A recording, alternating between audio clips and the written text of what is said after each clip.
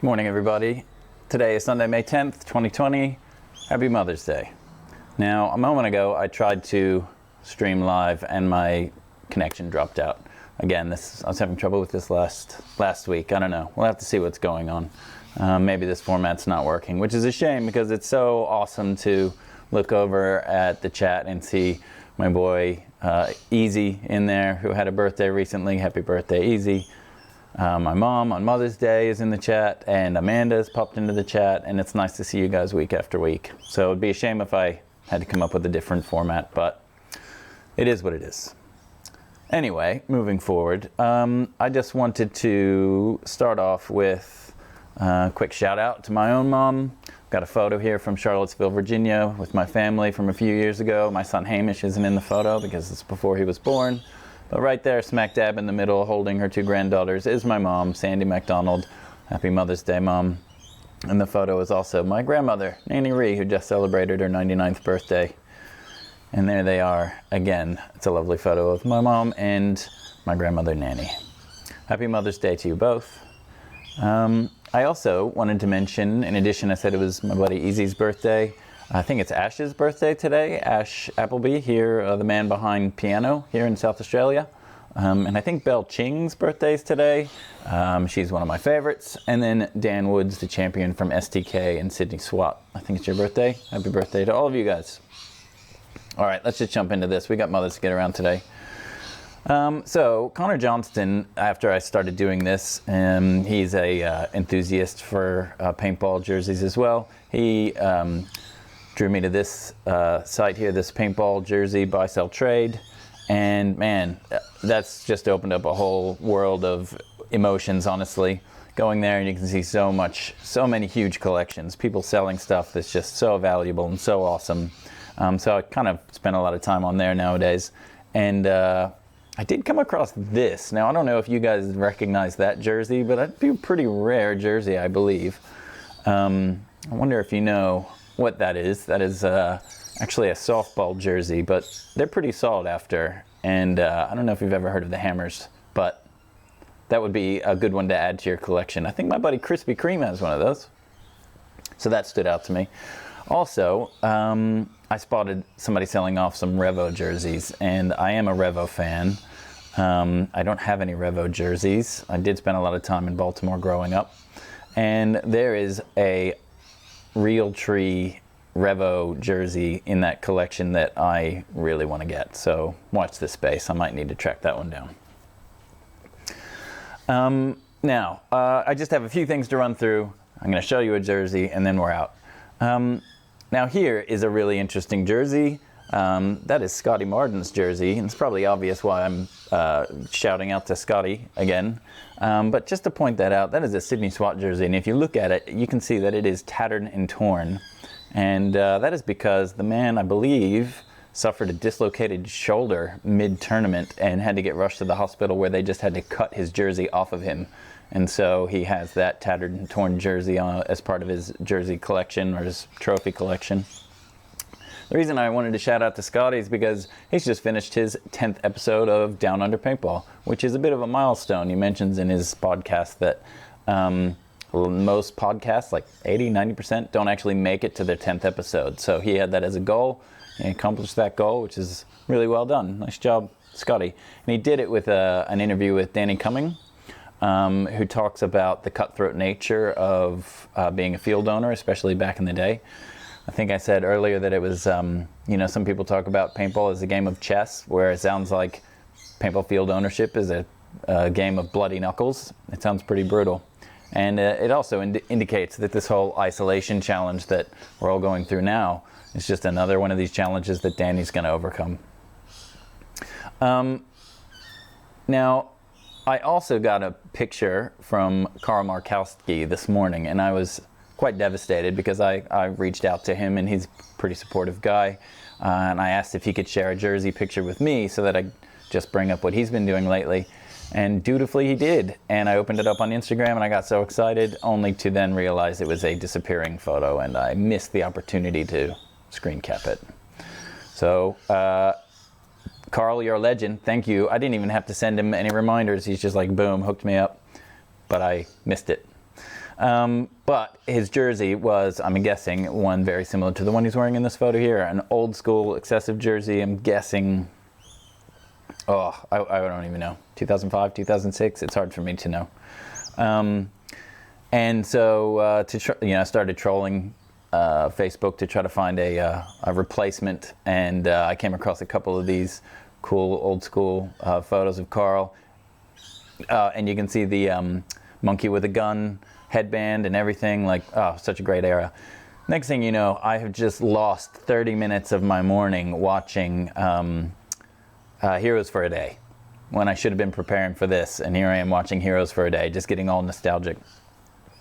On his Playing On podcast, he did something interesting a few months ago where he and one of his mates, and I forget who it was, recorded themselves watching Sunday Drivers. So that's kind of a cool thing to do. Like, you can put on Sunday Drivers, you can load up the podcast and like watch it with Carl Markowski. It's kind of cool. Good idea. So he's closing in on his 100th episode of the Playing On podcast, which is pretty sweet. There's your next goal, Scotty. And so he's interviewing Lane Wright, most recently, Lane Wright, who ran PSP for a number of years. LJ Woodley of San Antonio X Factor. You also might recognize LJ Woodley wearing a Sydney SWAT jersey. So he's doing really great stuff. And again, thanks for sending me the photo. Sorry I missed it. Oh yeah, there's the Heroes for a Day. So good. Like, the access that we have, the quality of video we have nowadays is unparalleled, but these old school monkey with a gun videos, they're just so good. Now, I got another jersey that somebody sent me a photo of. So clearly it's a Dynasty jersey, and Marcello Margott sent me this, and I wanted to reach out to Marcello because he's doing great things these days as well. But he sent me this jersey, and I was expecting, when I asked him, shoot me a jersey, sentimental jersey, whatever it might be, and he sent me this one, which is a more modern Dynasty jersey, and he wrote that this was the first event that he'd played after his pops passed away. It was Vegas, and all he wanted to do was play. And I don't know if you keep up with Marcello, but he did lose his father last year, and his father was a big influence on his life, both in paintball and, in the bigger picture. But his dad was big in the paintball industry, and he talks about that a bit in his, forgive me, maybe not big in the paintball industry, he loved paintball. He played a lot of paintball. He supported Marcello playing paintball, and he did know a few things about the industry as well. So Marcello has the Play the Game podcast with Tyler Harmon, which is really awesome. It's really engaging. Their latest interview was with Brandon Short, formerly of Ironman, Dynasty, Excessive, and founder of Pro Tour, which is a 1v1 paintball series. Now, I have to admit, I didn't know a whole lot about Pro Tour. I know a little bit. It seems like it's single elimination, 1 point per elimination, first to 10, and I think the first one was Harmon versus Spica, as you can see on your screen. But he also, on the Play the Game podcast, he's interviewed recently Mr. H, Mark Cresson, which is really, really interesting to hear his story and his perspective, becoming one of those sort of fixtures of the paintball industry. It's a real rags to riches story, almost literally. But also, he's done an interview with Sina Asmodee. They just refer to him as Sina from Go Sports. I'm not sure how to pronounce his last name, but Sina, so he's a big player in the Go Sports team. He's the guy who owns and created My Fan Wagon, which is fantasy paintball.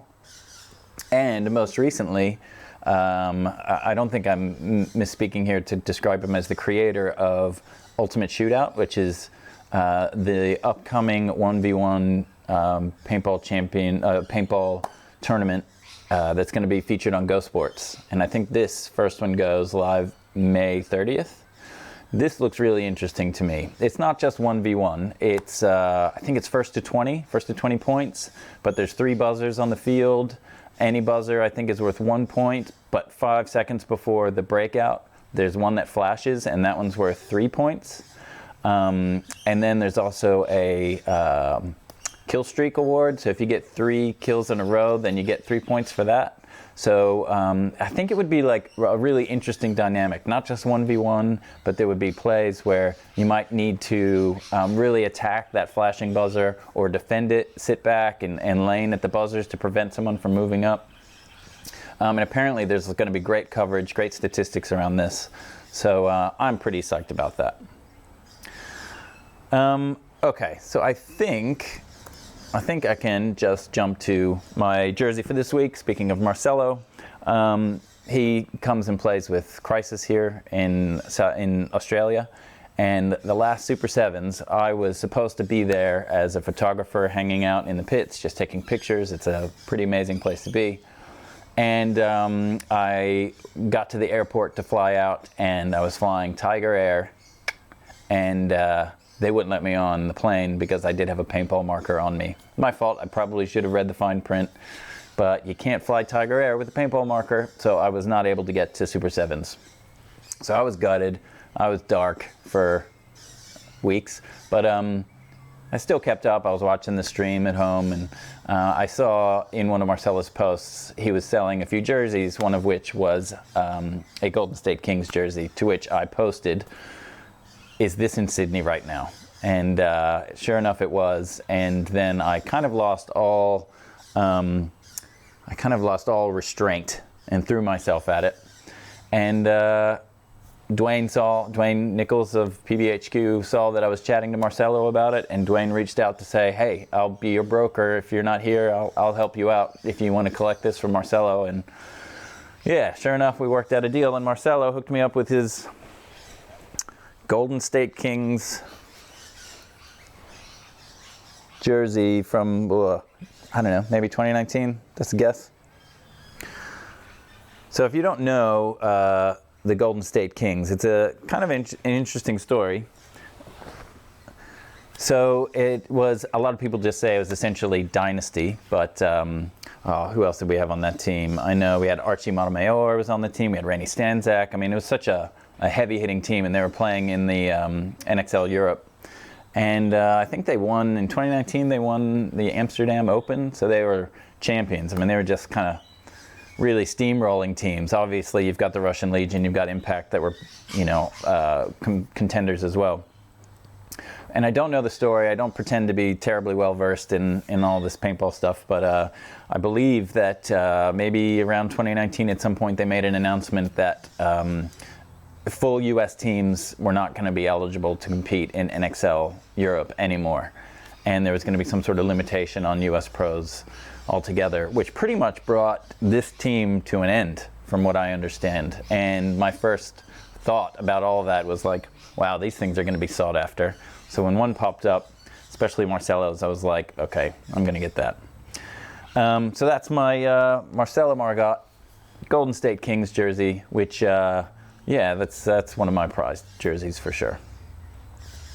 Now, what else have I got to talk about before I go and upload this non-live video, which I'm devastated about? Speaking of Dwayne, who helped me get this jersey back from Sydney, he's going live tomorrow in his new format of doing interviews, live interviews with people on PBHQ. You can find that will be on Adelaide time, 7:30. You'll have to do the math on your own. Just go onto his Facebook page. You'll find Paintball Headquarters, PBHQ. And he's going live with Kai Harris. Now, you must know Kai. If you don't know Kai, I don't know how you're watching me right now. And if you know Kai, you know that he's got stories and he tells them. So it's bound to be an interesting one tomorrow. Here's a photo of Kai in his NXL, sort of the face of NXL role, looking dapper as always. But personally, my favorite photo of Kai is this one right here. Not only is this maybe my favorite photo of Kai, this might be like my favorite photo, full stop. Look at the people in this photo. Look at these guys looking all badass. I think it's like, you just got off the train in the wrong part of town or something. That is a great photo. Some superstars there, not to mention Kai. Also, if you love your Kai Harris, don't hesitate to go onto my Wimpy617 YouTube page to watch my interview that I did with him a little while ago, and Scotty Martin's got a good interview with him as well. Now, unfortunately, that's all I got. I hope that I can sort out this whole going live thing, because it's kind of devastating me that I can't have a chat with you guys at the same time. Anyway, if you haven't done so already, look after your mom. Look after your children's mom, whatever it might be. Give your grandmother a shout. Keep doing the right thing. Stay safe, and I'll see you guys again next week.